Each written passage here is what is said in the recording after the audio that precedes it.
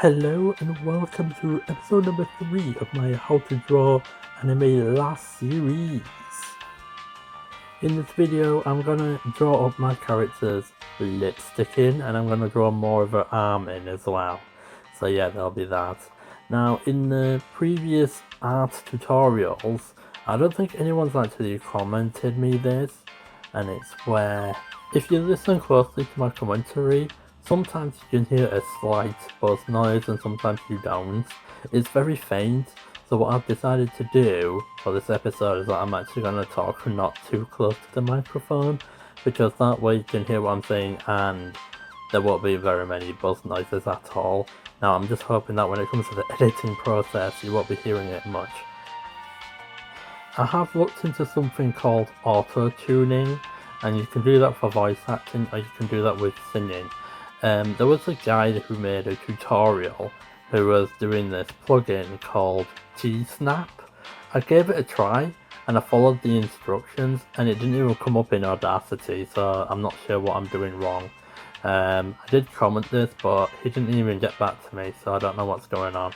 And it's basically what G-Snap's supposed to do, it's supposed to make his voice sound better, but because I don't have it working, I don't know how I'm going to be able to ever get it to work without any responses or any help or anything. It's like, oh, here's a tutorial how you can get this to work and it makes your voice better. Doesn't work for me.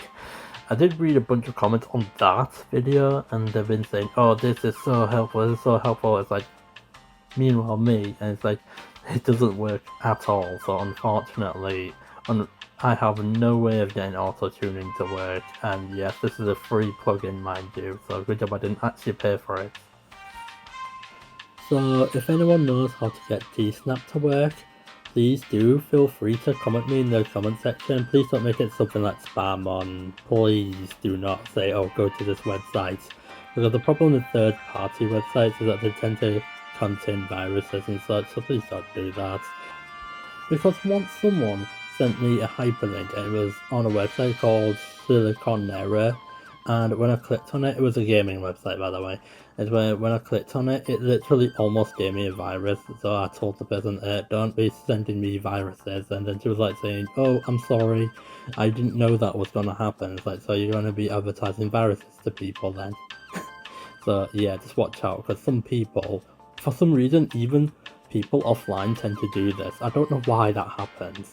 But yeah, back on topic, if anyone does know how to get G-Snap to work, please do tell me, because until I get G-Snap to work, I can't actually auto-tune my voice at all. The reason why G-Snap's become so popular lately is because official singers actually use it. Even big name people actually use it, like Billie Eilish. I've not heard any of her songs, but I should actually listen to at least one of her songs at some point and actually listen and see the difference, sort of thing. Or tell the difference, not see the difference, because I'm going to be using my ears to be able to listen out for the difference. I've been told that deleting the plugin registry.cfg file might actually help, but that seems a bit risky, because that means I have to go into the local C drive and delete it from there, and it might break the PC in some way or break Audacity in some way, so that's kind of a bit risky. I don't know why people have been saying, oh, delete this file, then your other file will work. That sounds a bit weird, don't you think? And a bit suspicious, don't you think? Taking advice off a stranger saying, oh, delete this file. So yeah, I don't know if I want to try doing that or not. Oh yeah, there's a video game series I've played in the past called Double Dragon, and it's made by Acclaim, the same studio video game company that came up with Super Smash TV, which I've also played before. And it's where the most surprising thing about Double Dragon is that it's like Final Fight, except it came before Final Fight, because Double Dragon came out in 1987 on the NES, whereas the first Final Fight game came out in 1989 on arcade. So it's like, you know. And it's where in Double Dragon, when you win against the bosses, they actually join your crew and you can actually play as them afterwards. And it's where I remember people going around saying, oh, Streets of Rage copied off Final Fight, and Final Fight copied off Streets of Rage 2. oh well, this copied this, that copied that. And I'm like thinking, Double Dragon came out before both of these things did. I do know that there's another Double Dragon game called Triple Dragon, and it's because there's actually 3 of you, but that one's an arcade only one. And it's where I recently got into it, but through video game remixes, because there's a cool guy called Iceferno, and I've actually checked out a bunch of his videos before. They're actually really cool, right? And it's where he actually combined a song from Streets of Rage 2, you know, the Dreamer theme, that goes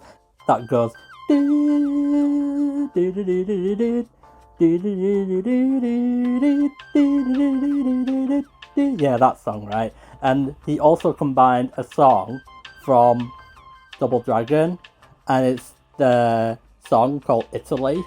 It's literally called Italy, the song, right? And he combined those 2 songs together, and actually mixed really well together. So it's like half and half. He did it with updated instruments as well, so it's like more modernized. So it's like, oh wow, he actually did a really good bang-up job of it. It's actually quite good. And it's where Iceferno also did another fusion song, and it's a song from Shinobi, and it's a song from Double Dragon. So he fused like 2 China songs and put them together, and he actually made like a calm version of it. So it was actually quite good. It's like, oh wow, he's actually quite good at combining songs together, and it's usually retro songs as well. He did another one which was, he did a Goemon song, you know, Mystical Ninja song, and combined that with Revenge of Shinobi song as well. It's actually quite well done. Well, it's like in the form of Genesis or Mega Drive instruments anyway, so that's where it comes in. So it's like, oh wow. I have actually looked into if there's any Double Dragon games on Steam, and there is one, and it's called Double Dragon Gaiden, Rise of the Dragons, and for some reason the developer is not acclaimed this time around. It's made by a company called Secret Space. I've never heard of them before. And it was released earlier on this year, so it was released on 27th of July 2023. So I thought, wow, that's not that long ago. I don't know if it's any good or not because I've not checked out much of it, but it's actually quite surprising that they've actually brought back a very old intellectual property, also known as an IP. I thought, holy moly, they actually brought it back. Is Mystical Ninjas is gonna come back? I know that Mystical Ninjas, the very last one that Konami made, is on the DS. I know that there's one that's called Pachinko Mystical Ninjas, but that one's only in Japan anyway, so it's like, you know, I hope Golden Axe makes a come back as well, because that definitely needs to come back, and it's where I hope Cool Swap comes back as well, because that needs to come back as well. The problem with retro games is that a lot of them do not actually make a return at all, or it takes so long for them to come back. So that's the thing, because I'm pretty sure there's a video game series out there that actually clearly deserves to have a comeback of some sort, because there's just so many that deserves to have a comeback. I do know a few other things about Double Dragon, the new game, and it's where I found out that there's actually going to be a free update in the game, but it's not for like a little while. And it's where the second thing is, it's roughly £19 on Steam, so it's not that expensive again, but yeah, there you go. And I also know that it's a 4-player game, so it's like between 1 to 4 players, so it's like Streets of Rage 4. And they had to put English voice acting in this game, so it's like, holy moly, really? Oh wow, that's actually quite good how they've actually hired voice actors for this as well. I remember back in the retro Double Dragon games that you play as someone called Billy.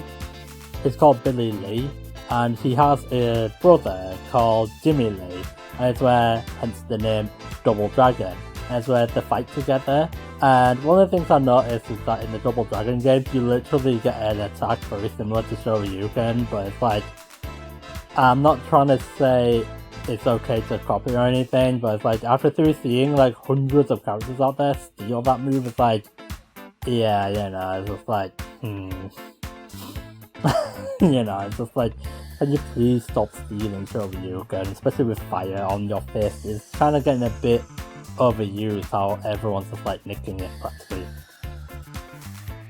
But in the new Double Dragon game, it's where there's some new characters you get to play as, and I don't think I remember them, because there's this one girl you play as called Miriam who specializes in weapons, and there's another guy that you play as called Martin, I think that's how you pronounce his name, but it's like Martin without the R in it, so I'm pretty sure you pronounce it as Martin. I'm not sure. I've not fully played the game or anything like that. I've not even bought it yet, so you know, it's kind of hard to understand a game that you've not actually played.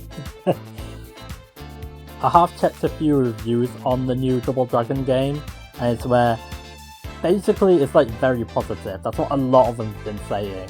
I did read one very long review, and it's where they were like saying, oh, the Double Dragon franchise was actually really good back on SNES and NES, but at one point it's where there was quite a few Double Dragon games that were released. It's like Double Dragon 3, Double Dragon 4, that sort of thing. Apparently the third and fourth games did not feel like Double Dragon games at all, so in other words, they changed the formula too much, and it's like, you know, and so they're like, oh, Double Dragon Rise of the Dragon is a very good way to bring the series back to life, sort of thing. So because I've not played Double Dragon 3 and 4, I don't really have a say in whether or not I agree with them or not, but, you know. I hope in this game you can actually block, because when I was Let's Playing Streets Rage 4 not that long ago, I realised I don't think you can actually block in Streets Rage 4 at all. So the only way to avoid damage is by dodging. I'll use a defensive special, so I hope in Double Dragon, the new game, you can actually block, because it's really annoying not being able to block. Anyway, I think that'll actually do for now, so I'll see you all next time. Thank you for watching the video. If you want to actually show your support, you may tick like, share, or subscribe to my channel. You can even do all three of them if you want to, so yeah. And with that, I'll end off the video, so thanks you for watching.